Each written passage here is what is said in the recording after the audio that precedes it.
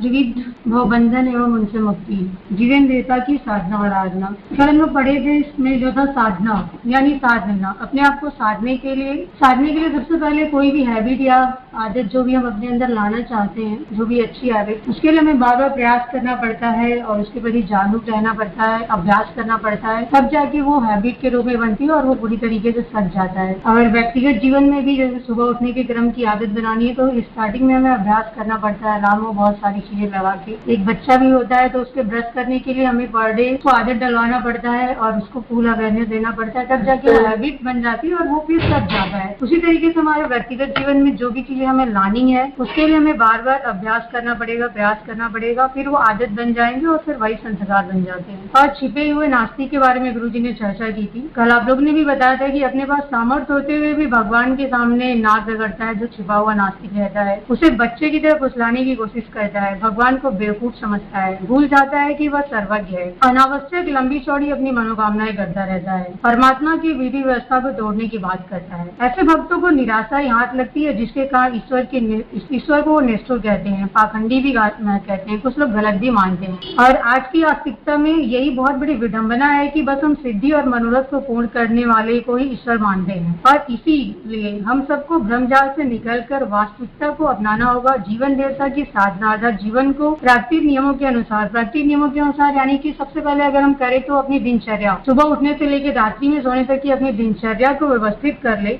सोना उठना जागना, अपनी उपासना, स्नान, पूजा, तो बहुत सारी चीजें क्या है अपने आप क्वालिटी डेवलप होगी तो फिर हम जो चाहे वो हम कर सकते हैं, पा सकते हैं। उसके अलावा जीवन साधना, एक गुरुजी ने लाइन लिखी थी, जीवन साधना समग्र स्वास्थ्य बनाने जैसी विद्या है। इस लाइन में बहुत बड़ी चीज है। समग्र स्वास्थ्य पहली बात क्या है? समग्र स्वास्थ्य मतलब होता है शारीरिक, मानसिक, सामाजिक और आध्यात्मिक स्वास्थ्य। शारीरिक स्वास्थ्य सबसे पहले हम देखते हैं जिसको फिजिकल हेल्थ कहते हैं, जिसकी वजह से व्यक्ति देखने में स्मार्ट लगता है और उसका कद काठी जो भी बॉडी का फिगर होता है वो उम्र के हिसाब से अच्छा डेवलप होता है। और उसके अलावा हमारे शरीर के अंदर जो ऑर्गन है, चाहे वो लिवर हो, किडनी हो, स्प्लीन हो, वो सारे अपने कार्य सुचारू रूप से करते हैं, जिससे हम कहते हैं कि हाँ फिजिकल रूप से हम हेल्दी हैं। उसके बाद दूसरा आता है मानसिक स्वास्थ्य, मेंटल हेल्थ। किसी प्रकार का नकारात्मक विचार जिसके अंदर न हो, कोई चिंता न हो, अवसाद न हो, तनाव न हो, तनाव में निगेटिव तनाव न हो, क्योंकि पॉजिटिव तनाव तो हमें आगे बढ़ाता है। भय न हो, अगर जीवन में हमने आज तक कभी कोई ऐसी गलती की है जिसके लिए हम पश्चाताप भी कर रहे हैं और उसे हम मान चुके हैं कि हाँ ये हमारी गलती है, तो फिर उसे हमें आगे कभी भी ग्लानि भावना के रूप में नहीं लेना। अगर ग्लानि भावना के रूप में हम लेते हैं तो फिर हम आगे नहीं बढ़ पाते हैं। तो ये सारी चीजें नहीं होनी चाहिए। आत्मविश्वास, स्थिरता और एकाग्रता, समायोजन क्षमता हो तो हम समझिए मानसिक रूप से हेल्दी है। उसके बाद आता है सामाजिक स्वास्थ्य, लोक व्यवहार में शालीनता, मिलनसार, वसुधैव कुटुम्बकम की भावना का होना ही हमारा सामाजिक स्वास्थ्य है। उसके बाद आध्यात्मिक स्वास्थ्य की गुरुजी ने बात की है कि आध्यात्मिक स्वास्थ्य क्या है? व्यक्तित्व परिष्कृत हो, दया, मानवता, प्रेम, सहानुभूति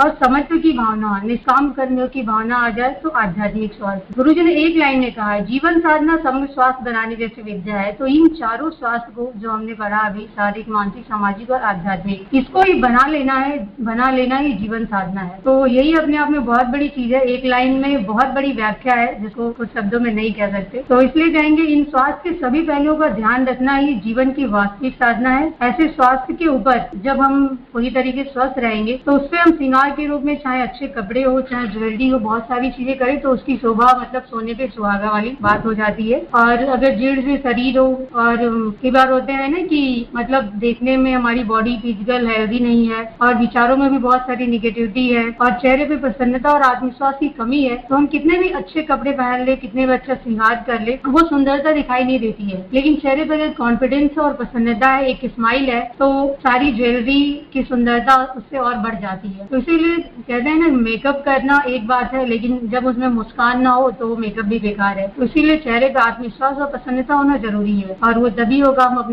जब अपने जीवन देवता की साधना करेंगे। इसके अलावा है कि इसलिए गुरुदेव ने कहा है कि जीवन को श्रेष्ठ और संस्कारवान बनाना ही वास्तविक पूजा है। ऐसा करने पर ही हम परमात्मा के सामने खुद को प्रमाणित करके बता सकते हैं कि हाँ आपने जो हमें शरीर दिया है, जो मानव शरीर दिया है, हम उसका सही उपयोग कर पा रहे हैं और आगे बढ़ रहे हैं। जीवन साधना को श्रेष्ठ बनाने के मार्ग में 3 रुकावट गुरुजी ने बताया, जिसको कि कुंभकर्ण, रावण और एक और मुझे भी याद नहीं आ रहा है, और जिसको लोभ, मोह, अहंकार ने गुरुजी ने कहा है। तो लोभ की चर्चा कल हुई थी कि अधिक से अधिक लालच होने पर क्या होता है कि लोग अनीति का ही मार्ग अपनाते हैं। गुरुजी ने कहा है कि अगर किसी के पास आवश्यकता से अधिक बहुत अधिक धन है जो जो गलत चीजों में उपयोग हो रहा है, तो आप समझ जाइए कि वो अनीति से ही कमाया हुआ है। ईमानदारी से कमाए हुए धन का कभी हम दुरुपयोग कर ही नहीं सकते हैं, क्योंकि उसमें खून पसीना बहुत चीजें लगी होती हैं। और समाज में अमीरी गरीबी की जो असमानता की जड़ आज फैली हुई है, इसमें क्या हो रहा है कि जो गरीबों के लिए बहुत सारी योजनाएं बन रही हैं, तो अमीर लोग ही उसका फायदा उठा रहे हैं, उन गरीबों तक नहीं पहुंच पा रहा है। ऐसे में कोई भी अभावग्रस्त है तो उसके लिए जिम्मेदार वही वर्ग है जो लोभ के कारण चीजों को उन तक पहुंचने नहीं दे रहे हैं या उसका दुरुपयोग कर रहे हैं। उनके पास है, फिर भी वो अधिक से अधिक पाने की लालच में उसका उपयोग कर रहे हैं, उन गरीबों तक नहीं पहुंचने दे रहे हैं। महत्वाकांक्षी होना अच्छी बात है, हमें आगे बढ़ना चाहिए और अधिक से अधिक कमाना चाहिए और जीवन के और क्षेत्रों में आगे बढ़ना चाहिए, लेकिन उसका दुरुपयोग नहीं, उसके लिए अनीति का रास्ता नहीं अपनाना चाहिए। और ठीक है, परमात्मा ने हमें बहुत सारा धन दिया है, दौलत दिया है, ज्ञान दिया है, तो गुरु जी ने क्या कहा है, उसको हम क्या करें, अपने उपयोग के बाद उसको समाज में बांटे, चाहे वो ज्ञान हो, चाहे धन हो, चाहे हमारे पास ऐसे विचार है कि किसी नेगेटिव व्यक्ति को हम पॉजिटिव में कन्वर्ट कर सके, किसी निराशाग्रस्त को अगर आशा की राह दिखा दे, तो अपने साथ साथ समाज को कुछ दे पाए, तो जीवन की असली साधना यही से हो जाती है। तो अगर हम जीवन को साधना चाहते हैं तो गुरु जी ने सबसे पहले कहा है कि जो लोभ नाम का रुकावट है, हमें उस पर नियंत्रण करें।